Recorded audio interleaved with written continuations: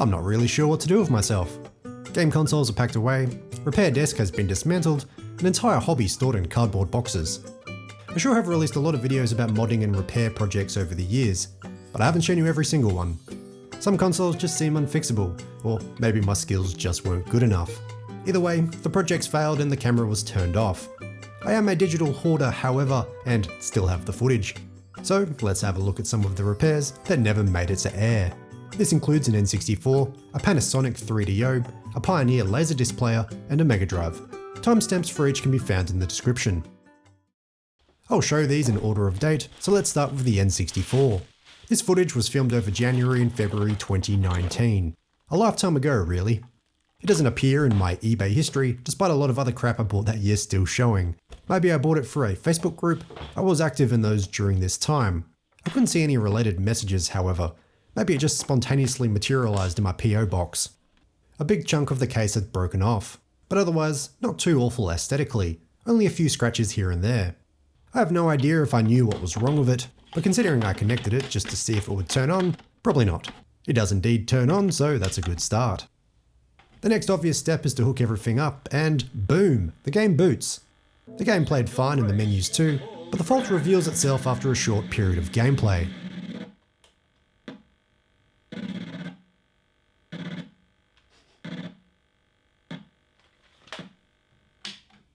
I should mention that all the hookups, the game, and expansion pack have been taken from a working N64, so the fault is definitely originating from this console. I then tried Wave Race just to be sure. They didn't even make it past the main menu.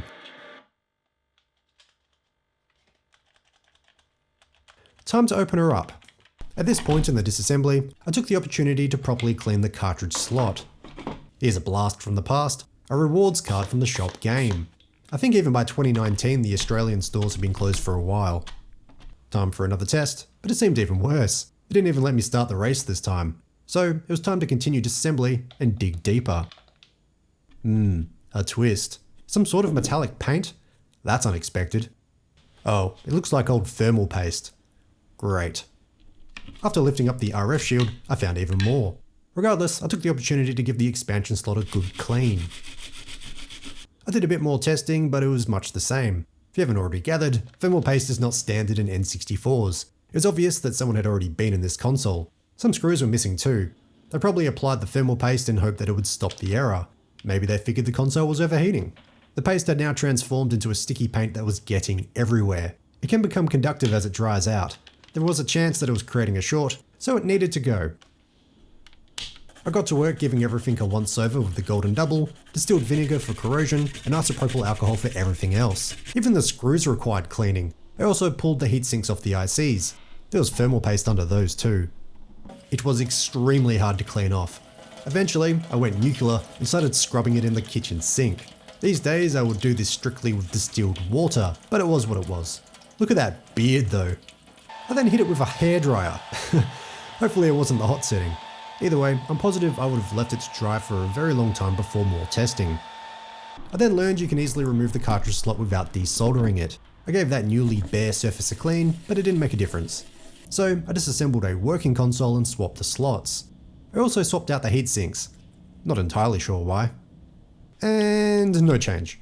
Asking for help online, someone suggested this could be a problem with the GPU or one of the other ICs. So, in essence, it's not really repairable. Those are not parts you can readily buy. But from here onwards, it became a parts machine. Thermal paste got everywhere during this repair attempt. I even had to replace my work mat.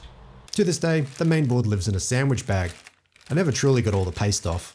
Keen-eyed observers might recall seeing it appear in several videos over the years. When I rescued another N64 from a wet and vacant lot, I opted to use the case from this one instead because it was in better condition. It still required a bit of 3D printing and gluing to become functional, however.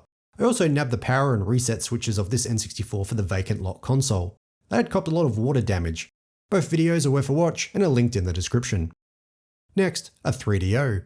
There are actually 2 videos already released about this repair. If you haven't seen them, a viewer named Adam sent this to me after finding it in an op shop. Unfortunately, a worker had plugged it into 240 volts mains power with a travel adapter, frying it, and then proceeded to hit it with a hammer. Poor 3DO. When I received it, it didn't turn on at all. So I cleaned the board, adding a missing thyristor and replaced a resistor. but it became apparent that the PSU was the real problem, so that was replaced with a similar 240 volt model. This meant that it could be plugged into my mains without a step-down transformer. The console now turned on, but there was no audio. I then turned my attention to the disk drive, where an entire piece of the track that feeds the tray in and out had been snapped off. Luckily, it hadn't gone missing. I glued that back in, but there was still a curved section missing. I also replaced the drive's belt, as well as reapplying silicone paste to the rails of the laser assembly. This helped, but the console would spit the tray back out when the cogs hit the section of missing track. Back to the audio, I replaced a known problematic capacitor in the circuit, followed by a full recap afterwards that didn't solve the problem. At this point, I borrowed another disk drive to help with troubleshooting. This shows that the sound did indeed work, but was quite distorted.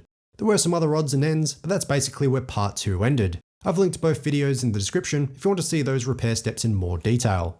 The 2 big steps I took for the part 3 that never aired was ordering some transistors for the audio circuit, which would be shipped from America and take an age to arrive because of COVID, and also buying a 3D printer to help repair the disc tray. Yes, you would have seen that printer appear in many videos, but this was the initial reason I bought it. This unseen filming took place between March and May 2021. I started to design the missing piece of track, which would be tricky since it was curved. I was also learning how to use the printer at the time. The transistors finally arrived from the States. From memory, these were involved in amplification. I started with Q270 first, as this was known to cause problems. An easy way to remove components like this is to flood them with solder, pushing it out as the solder flows. Still turns on, it's always a good sign. Today I'm going to test Primus, because I'm wearing my Primus t-shirt. Wrong album though. I think it actually sounds worse. It's also at this point I realised only one audio channel was working. I then replaced the other 3 transistors, which were the same type as Q270. Anyway, there was no change, and I still only had one channel. At this point, my attention went back to the disc tray's track. Well, here's the first attempt, and while it doesn't fit and it's not perfect, which was certainly expected, it's actually pretty close, a lot closer than I thought. What I was most worried about, and this is incredibly hard to film just because it's black on black, it looks like I actually got that curve pretty much spot on. I won't know for sure until I glue a version of it that fits and the cog actually runs along it. But just by looking at it, it looks pretty good. So what is wrong with this? Well, for one, that drop there where it goes from this size of track to that size of track, I just have it cut off as like a 90-degree angle, but it's actually on a bit of a slant there. So I'll need to adjust that. As well as the actual teeth themselves, they're too close together and they're not long enough. So definitely things that are easy to fix. I'm glad it doesn't have to go any smaller. I'm glad it's going the opposite way where I enlarge it instead. And I totally expected this to take a few attempts, so yeah, quite happy with that. There's quite a lot of prototyping involved. The first task was to make sure the tracks mated. Not easy, considering how small the grooves are. Trying to calculate the curve was a headache too, particularly with a broken protractor. Anyway, this was the fruits of my labour. Obviously not perfect, but it doesn't really need to be. As long as the cogs comfortably push the tray along, we're in business. So I glued it in and left it to set overnight. All the failed prototypes could finally go in the bin. After the glue had set, the tray appeared to work, except it was always ejecting itself after a few seconds. Interesting. The same would happen with the disc inserted too, so I wrapped an elastic band around the switch that tells the console if the tray is open or not. This forced it to start reading the disc. It struggled significantly, but after a bit of finagling, it recognised the CD. Whoa, it's playing a CD! And it played. The laser assembly seems to at least work intermittently. It's the crappy distorted audio, but it's playing from my disk drive.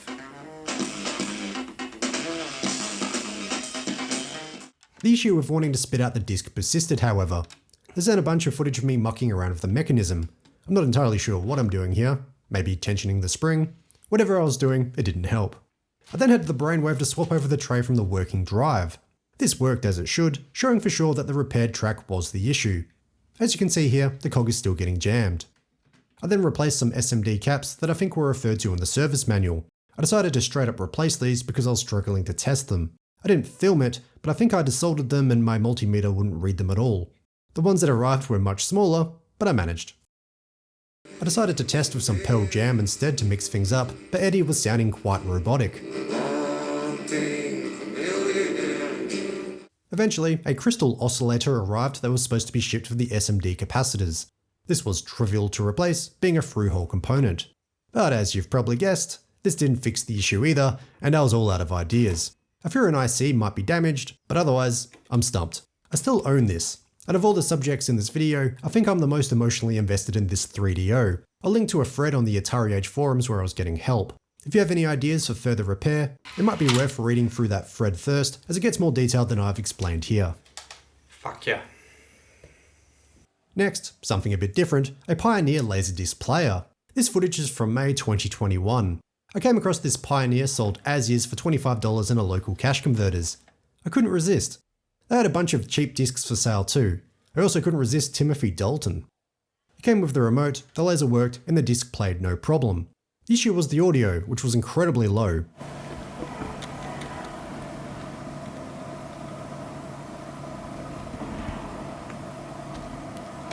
I don't usually work on items this large, so disassembly was on the kitchen table. This footage also shows how large my gut has gotten in 4 years. Bloody hell. I don't really eat junk food, so it's undoubtedly caused by the beers. Yeah, go on mate, take another sip.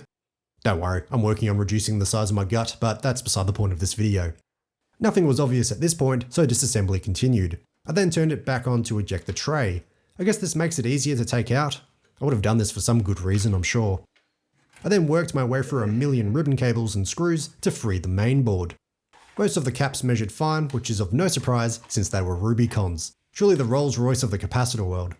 There were two near the audio inputs that weren't Rubicons however, and they were measuring on the upper limits of what was acceptable with my ESR meter. My meter is a cheapo from eBay however, so its accuracy is questionable at best. It has successfully discovered broken caps in the past, but they were well and truly dead. So I decided to remove both and ripped up the pads. Oops. I then measured the caps out of circuit, and it turns out they were completely fine anyway. That was needless. Uh-oh. To make myself further seem like an idiot, it's only at this point that I noticed a burnt trace. That would have been good to know before I yanked the caps out like rotten teeth.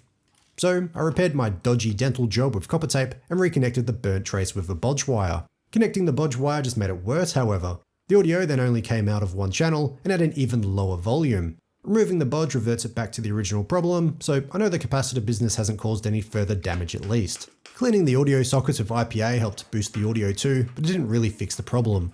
I would later learn that the burnt trace was likely caused by a component shorting out. The bodge wire reintroduced the short, which is why it got worse. But as you can probably guess, I never figured out what was shorted. The trace went on for a long time, and there were many components. I'm sure I could have figured it out with more persistence, but other projects overrode my free time, and the player was eventually forgotten about in a cupboard.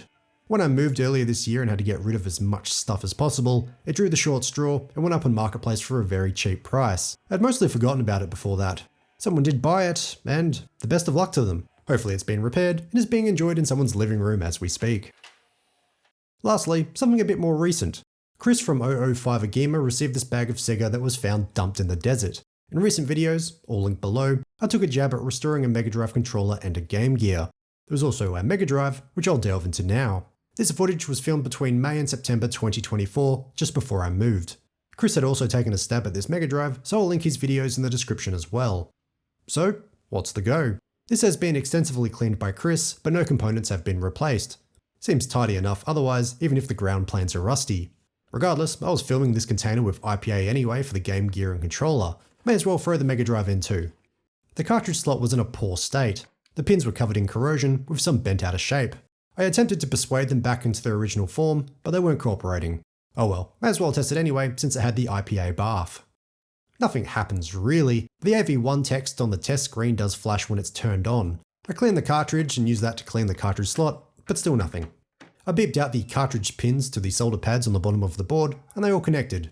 The issue was likely to do with the bent pins. These proved to be fragile, however. After too much persuasion, 2 of them snapped completely. This cartridge slot was a write-off, so it was time to replace it. Standard procedure: flux them up, reflow with fresh solder, and then suck that up using the Moo Moo machine. What I didn't realise is that the connector is also held on using 2 hollow rivets. The easiest way to remove these is to hold it in place on one side and drill them out on the other. I still couldn't get it out though. Despite the endless desoldering, it seemed to be corroded into place or something like that. I'll be honest, I got a bit too rough and that was a mistake. It wasn't just the pads on the bottom. No, there were pads on the top too, under the connector. No wonder it was resisting removal. I didn't realize this, and quite a few pads came up for the ride. At the time, I figured both the top and bottom pads went to the same places, but spoiler alert, it appears I was wrong. More on this in a bit. I was still waiting for the replacement cartridge slot to arrive, so I started recapping. There was quite a few, but this went down without further incident. And finally, a fresh cartridge slot arrived. I bought two, just in case. There were still some pins from the old cartridge slot soldered in place. This is a much more favourable scenario than the pads instead coming up with the connector. These were easy to remove just using braid. The new slot did go in without drama, but testing was still a failure. It was still the same behaviour as the original slot. I also noticed this pulled up trace, so I figured out where it went, scraped until I exposed some copper, and soldered in a bodge. I then confirmed that it was fixed. The next shot is me holding my headphones up to the camera. Could I hear something? I can't remember and I can't really hear anything through the footage. Maybe there was a pitch change when the console was turned on. Anyway, here's a fun test with an LED. Usually there is an indicator light, but this is on a wire. Connecting the LED straight to the pads proves that the console is turning on at least. The last shots are of me soldering in one more bodge wire after realizing there was another pulled trace, but I would soon learn that it was much worse than I thought. Just about every pad on the top of the board had been pulled. I studied the circuit diagram and started beeping it out. While majority of the bottom pads were fine, it didn't matter. A lot of the opposite pads went to different places on the circuit despite sharing the same pins. This means that dozens of bodge wires are required. It would be a massive job at a bad time. I was gearing up to move house soon and everything was getting packed up. I've made a video about how this impacted the channel. So the job was never finished. I still have it, but for now, all my repair equipment is packed away and not easily accessible. I'm in a sort of in-between state. I've left the rental, but I'm now looking to buy a house, which could happen next week or 6 months from now because of how cooked the housing market currently is. It's all up in the air and it's just not worth pulling the kit out. Repairing all those traces will be rough, but I'm confident this console will work. Sega's are hardy bastards. Let me know what you think, and if you have any tips, I'm all ears. Same goes for the 3DO. But that's it. All my failed repairs that were never published. Be sure to check out the repairs and mods playlist for this channel. There are 70 videos there that were successful. A lot of my collection was originally cheap and broken after all.